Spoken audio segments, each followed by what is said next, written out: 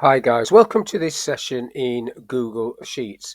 In this module, I want to show you how you can count how many items there are in a cell where wrap text has been applied. So in the green cell in H2, you can see the text there is wrapped. This is just one single cell and the text is wrapped. If I double click into this cell and use my key command, Alt Enter to add another item, I'll add Paula, and when I press enter on that, it's now counting 6. So that's what I want to show you, how to do that, what formulas to use, etc. So across the top here, this is what I've used. This is what I'm going to build up. But before I build this up, I want to show you what each individual part of it does. So first of all, the len function. So if I get underneath here and type equals len, open the bracket. So if I click into that cell and press enter on that, it tells me that there are 34 characters in that cell. So that's the len function.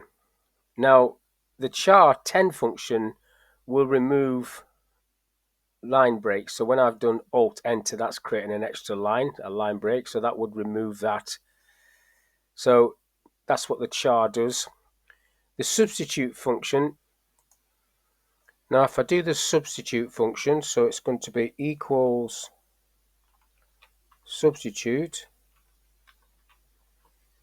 Open the bracket on that. I'm going to click on that cell, H2 again, comma, with the char10 function, which is this one, which removes blank lines. So there's going to be blank lines in there. So I type char, I open my bracket, I type 10, close the bracket, comma, quote, quote. That's all I want to put there. And then I need to close the bracket. If I press enter on that, let's see what that does. So that's listed all the people without any spaces. It's got rid of the line spaces, which is great. Now I need to know what the length of this is. Now it's all in one long line. I can use the len function again. So if I type that, equals len, open the bracket, click on this cell, and then just press enter. It's telling me that there's 29. It's a merged cell for some reason. So now I can take those two from each other, one from the other. So if I go equals that minus that, tells me that there's 5, but there's 6 people there. This is where the +1 at the end has to come in. So you're doing a +1 because it always drops 1 off, and then you're basically adding those two together, equals that plus that, gives you the answer of 6, which is what this one is saying here. So all of that together is giving you the answer. Now the reason the if statement is there is if there is nothing in this cell, sometimes you get a 1 sitting there. In this case, nothing's happened, but just in case it does, I've got an if statement in front. If it's 0, put a 0 in there, which it is doing right now. So if I take the if statement off, see what happens. So if I remove the if statement from up here, just get rid of that,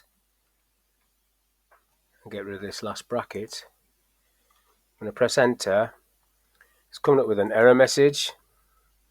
I don't want it to come up with an error message, so if I do undo to put the if back on,